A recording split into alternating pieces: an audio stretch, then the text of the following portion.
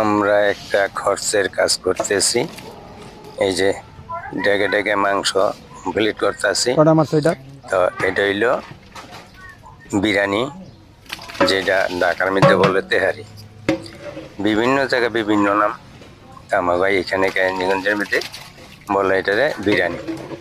এই যে ডেকে ডেকে মাংস কমপ্লিট করতেছি। তারপরে মনে করেন যে এখানে বাদাম, মালাই, টক দই, জ্যোতি, জয়ফল, জিরা ইত্যাদি বহুত মশলা এইলো।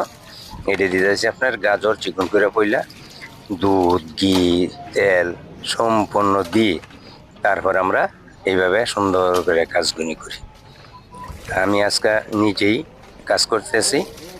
আজকে একটা সুযোগ পাইছি, একজনের দিয়া ক্যামেরাটা করাইতেছি, আর আমি নিজে সব ময় মশলা যেন যেটি লাগে ইত্যাদি সব কিছু দিতেছি।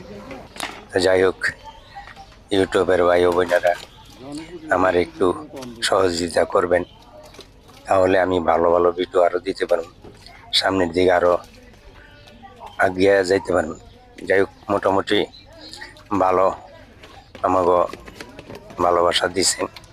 আপনাকে ভালোবাসার দোয়াই আমি আজকে এই পর্যন্ত আসছি, আরও দিবেন ইনশাল্লাহ। বাকিটুকু একটু সামনে যাইতে পারুন, ভালো ভালো ভিডিও আপনার সামনে দিতেও পারুন। এই যে দেন, এইভাবে আমরা কাজগুলি করি। এই যে ঘি দিতেছি।